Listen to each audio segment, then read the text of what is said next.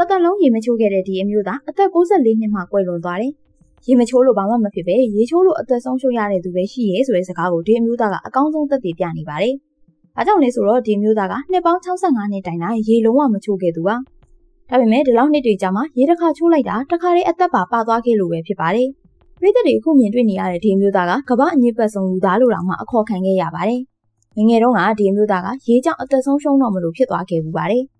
ဒါကြောင့်ရေနဲ့ပတ်သက်ပြီး trauma ရသွားတဲ့ဒီမျိုးသားကအဲ့ဒီအချိန်ကနေစလို့ရေကိုလုံးဝမချိုးခဲ့တာပါ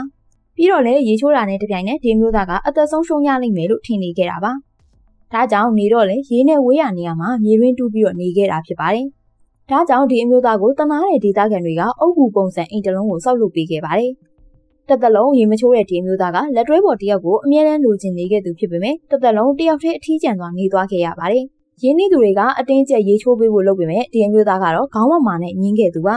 ဒါပေမဲ့နောက်ဆုံးအချိန်မှာဒီအမျိုးသားကရေချိုးပေးတာကိုလက်ခံခဲ့လိုက်ပါတယ်အဲ့ဒီနောက်မှာဒီအမျိုးသားကဖျားနာခဲ့ပြီးတော့နောက်ဆုံးအသက်ပါဆုံးရှုံးသွားခဲ့ရတော့တာပဲဖြစ်ပါတယ်ဒီလိုထူးထူးဆန်းဆန်းဗီဒီယိုတွေကိုတင်ဆက်ပေးနေတဲ့ Buzz Media ကိုပရိသတ်တွေ like and follow လုပ်ပြီးတော့အားပေးသွားနိုင်ပါတယ်ရှင်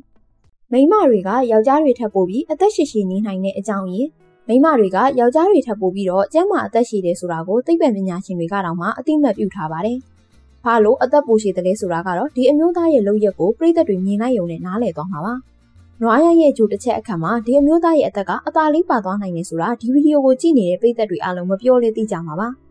မိန်းမတွေကယောက်ျားတွေထပ်ပို့ပြီးအသက်ရှည်ရှည်နေနိုင်ရတဲ့အကြောင်းပြချက်တွေကတခုကလည်းဒီအချက်တွေကြောင့်ပဲဖြစ်ပါတယ်။ဒီအမျိုးသားကဒေါသတကြီးနဲ့လိုက်ဝင်နေတဲ့နွားရန်ကိုဘသူအကူအညီမှမယူတဲ့အပြင်အကာအကွယ်ဆိုလို့ဘာမှမပါဘဲနဲ့ရင်ဆိုင်နေတာပါ။ဒါတွေမကသေးပဲဒီအမျိုးသားကနွားရန်ကိုဘာမှပြန်လုပ်ခွင့်မရှိပါဘူး။ဝင်းထဲမှာဒီအမျိုးသားရဲ့တစ်ခုတည်းသောအလုပ်ကနွားရန်ရဲ့ဂျိုပြားမှာဘိုက်ပွင့်ပြီးအသက်မပါသွားဖို့ပဲဖြစ်ပါတယ်။ကြီးမားခြုံထက်နေတဲ့အပြင်ရန်လိုနေတဲ့နွားရန်ကိုဒီအမျိုးသားကမိတ်ဆွေတယောက်အနေနဲ့ပါအသိမဲ့ပြုရသေးတာဖြစ်ပါတယ်။နွားရိုင်းနဲ့ရင်ဆိုင်နေတဲ့ဒီအမျိုးသားရဲ့လှုပ်ရှားပုံတွေကိုလည်းဒိုင်းတွေကမျက်စိတောက်ထောက်ကြည့်နေတာဖြစ်ပြီးတော့အမှတ်တွေလည်းပေးနေကြတာပါ။ရှောင်းတိန်ပုံဂျုံထိုးပုံတွေကောင်းရင်ကောင်းတယ်လို့ဒိုင်းတွေကလည်းအမှတ်ကောင်းကောင်းပေးနေမှာဖြစ်ပါတယ်။အခုလိုစိတ်ဝင်စားဖို့ကောင်းတဲ့အကြောင်းအရာတွေကိုထပ်မံကြည့်ရှုနိုင်ဖို့ကျမတို့ရဲ့ Buzz Media Channel လေးကို like and follow လုပ်သွားပေးနိုင်ပါတယ်ရှင်။အာကာသတဲကနေပြုတ်ကျတဲ့ဒီအမျိုးသားဒီလိုဇက်သိမ်းသွားတယ်။ပြည်သက်တွေအခုမြင်နေရတဲ့အမျိုးသားကဆိုဗီယက်ပြည်ထောင်စုရဲ့အတော်ဆုံးပိုင်းတော်တစ်ယောက်ပါဗ